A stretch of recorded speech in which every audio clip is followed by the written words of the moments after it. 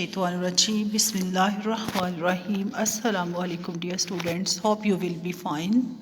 مطالعہ پاکستان ڈیٹ 3 جن 2024 اور آج کا ہمارا جو ٹاپک ہے قرارداد لاہور 1940 لاہور ریزولوشن 1940.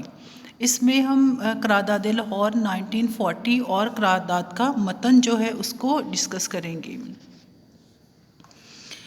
جیسا کہ ہم سب جانتے ہیں کہ قرارداد لاہور جو ہے اس کو قرارداد پاکستان بھی کہا جاتا ہے، اور یہ جہاں آج مینار پاکستان ہے وہاں پر یہ قرارداد جو ہے وہ پاس ہوئی تھی 1940 میں.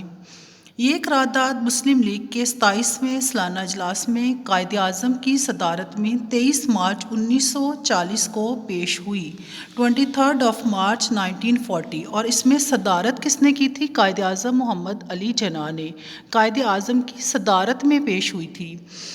اور شیر بنگال مولوی اے کے فضل الحق نے پیش کی تھی. پیش کس نے کی تھی؟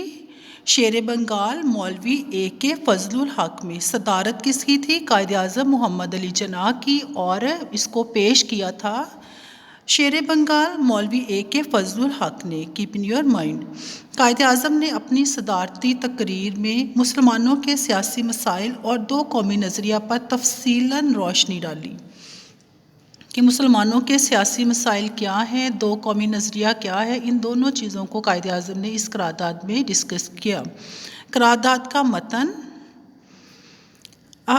ہم قرارداد لاہور ہی اصل میں قرارداد پاکستان بھی ہے. قرارداد لاہور جو ہے وہ اصل میں قرارداد پاکستان ہے، جس کے صرف 7 سال کے بعد پاکستان جو ہے وہ دنیا کے نقشے پر وجود میں آیا.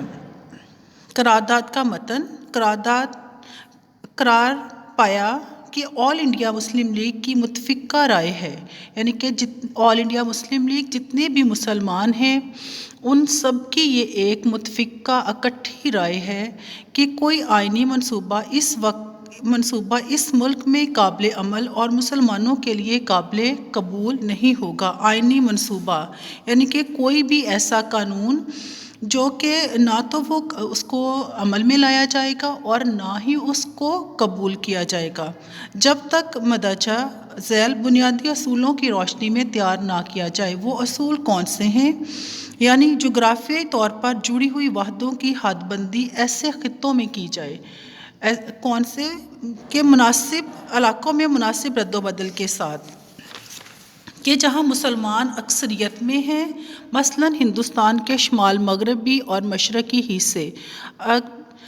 1940 میں جب پاکستان ابھی بنا بھی نہیں تھا تب بھی قائد اعظم نے اس بات کی طرف اشارہ کر دیا تھا، اس کو آئیڈینٹیفائی کر دیا تھا کہ ہندوستان کے شمال مغربی حصے، وہ حصے جہاں پر آج پاکستان قائم ہے، پاکستان کے چاروں صوبے سندھ، پنجاب، بلوچستان، خیبر پختونخوا اور مشرقی حصہ جو کہ ہم سے علیحدہ ہو گیا ہے بنگلہ دیش، یہ والے جو حصے ہیں وہاں ان کی تشکیل اس طرح کی جائے کہ آزاد ریاستوں کی شکل میں. کیسے کی جائے؟ ان کو آزاد ریاستوں میں ان کو تشکیل دے دیا جائے کہ اس میں شامل ہونے والی وحدتیں خود مختار ہوں اور انہیں مکمل اقتدار حاصل ہو.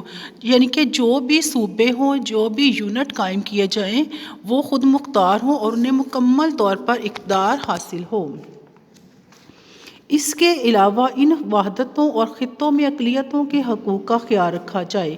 اقلیتیں یعنی کہ جن صوبوں میں ہندوؤں اور دیگر مذاہب کے جو لوگ ہیں وہ اقلیت میں ہیں، کم تعداد میں ہیں، وہاں ان کا حقوق کا خیال رکھا جائے. اور وہ صوبے جہاں پر مسلمان کم تعداد میں ہیں اور ہندو اکثریت میں ہیں وہاں پر مسلمانوں کے حقوق کا خیال رکھا جائے، ان کے مفادات کا مناسب تحفظ کیا جائے. گاندھی اور ہندوؤں نے اس قرارداد کی مخالفت کی. برطانوی پریس نے قرارداد کو جناح کا پاکستان قرار دیا. برطانوی پریس نے کیا کہا کہ یہ جناح کا پاکستان ہے اس قرارداد کو.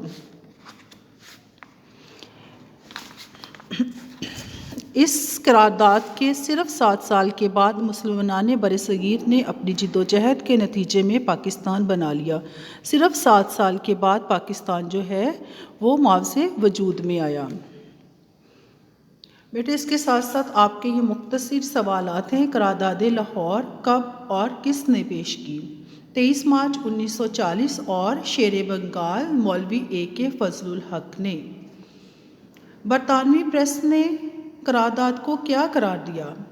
قرارداد کو جناح کا پاکستان قرار دیا۔ یہ آج آپ کا لیکچر ہے۔ تھینک یو، اسٹے بلیسڈ، اللہ حافظ۔